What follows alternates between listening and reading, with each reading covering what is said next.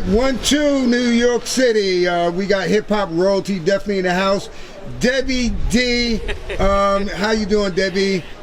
And welcome to Graffiti NYC. Thank you so much, James. All right. Tell us briefly, for those that don't know who you are, Oh, I am one of the first female MCs in the hip hop culture. Straight out of the boogie down Bronx, Webster Houses. Started in 1977 with Patty Duke and the Jazzy 5 MCs. Right. From there, I emerged as the first female MC soloist with DJ Wanda D. We did a lot in the early 80s, Harlem World, Broadway International, T-Connection, all of that stuff. And from there, hooked up with the Us Girls, Sha Rock and Lisa Lee. We're featured in the movie Beach Street, singing Us Girls, the boogie too. And you still sound so nice there. You're always smiling. You're always looking good, by the way. Thank you. And recently, you know, we had a great hip-hop contributor. His name was Phase 2. Why don't you tell us a little bit about Phase 2 for those that don't know how great this brother was? Oh man, well first of all, I'm a flyerologist, and a flyerologist is the person that studies flyers and basically teach hip-hop history from the flyers.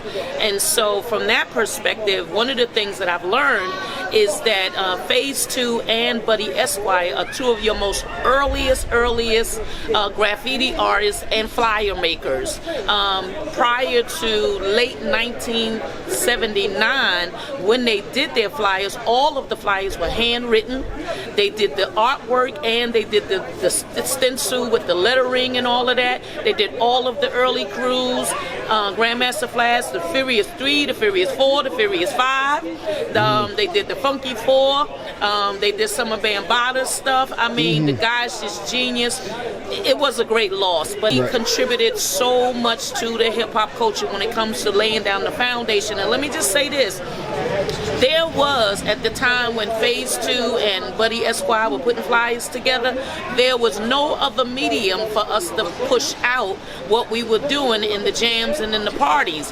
And so there was no radio, there was no TV, there was no records, there was no movies, there was no magazines, no other medium. And so the flyers were all we had. And at the same token, one of the things that people need to know is that depending on how good that flyer look, determine whether or not people literally want to come to the party. And those two guys put it down. By the time you got to maybe early 1980, Buddy Esquire, the Flyer King, had already done over 100 flyers.